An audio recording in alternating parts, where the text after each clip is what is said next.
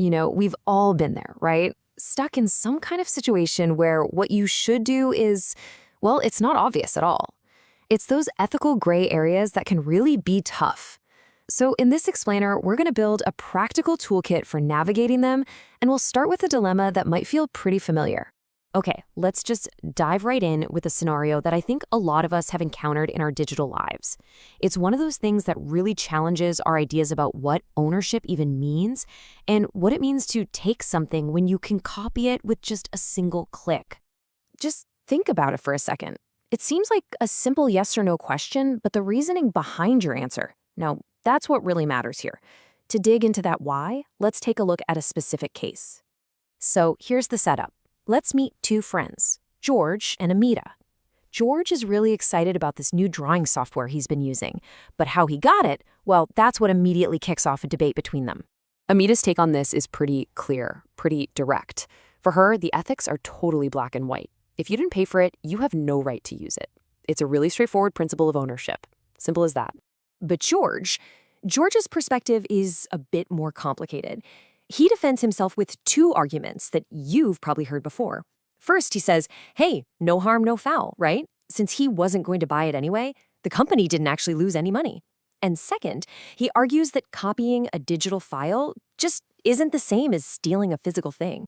So where do you land on this? Is George's reasoning solid? Or should he just delete it on principle, like Amita is suggesting? Or maybe the most important factor here is the practical one. He probably won't get caught, so who cares? You see, this is exactly the kind of messy problem where having a clear framework can really help. To really put George's logic to the test, let's try a classic tool, an analogy. Let's just shift the whole scenario from the digital world over to the physical one. Imagine the action is basically the same, taking a product without paying, but the product itself is different. This comparison really forces us to look George's argument right in the eye. Does the core ethical question actually change just because one object is physical and the other is digital?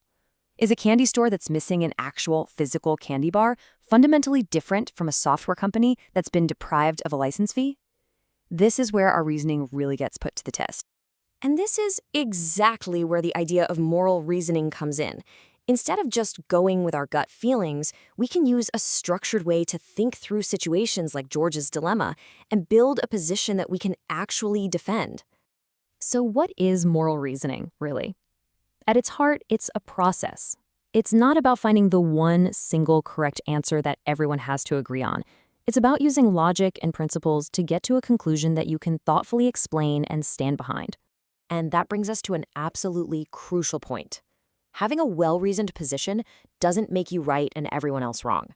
It's not a free pass to just ignore what other people think. The goal here isn't to win the argument. It's to think things through carefully. And that means you have to be open to other ideas. Okay, so how do we actually do it?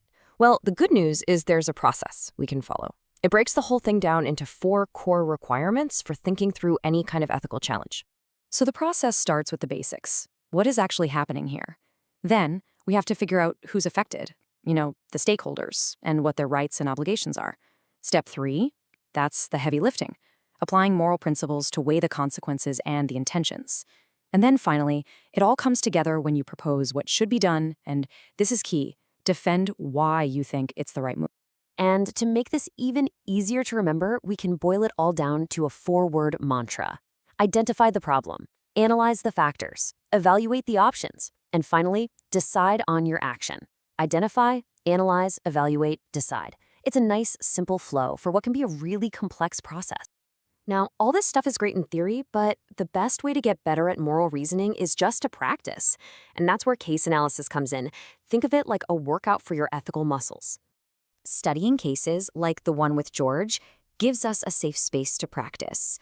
We can explore these really complicated situations. We can test out different arguments, and we can see the potential outcomes of all sorts of decisions, all without any real-world consequences. And we can practice on 2 different types of cases. Hypothetical cases, like George's, are fantastic for zeroing in on specific ethical principles. But studying actual real-life cases, that helps us prepare for all the messiness and complexity we're going to face out in the real world. So how do we actually apply this framework to a case? Well, it follows a very similar logic. First, you just dive into the details. Then you apply the steps we've already learned. Identify who's involved, understand their obligations, apply the moral considerations, and then finally, you formulate your position on what should be done. It's the same core process, just applied systematically.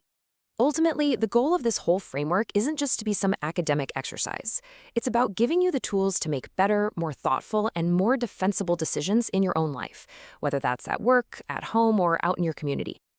So, the next time you find yourself facing one of those situations with no easy answer, remember this toolkit. Instead of just going with your gut, you have a process. Identify, analyze, evaluate, and decide.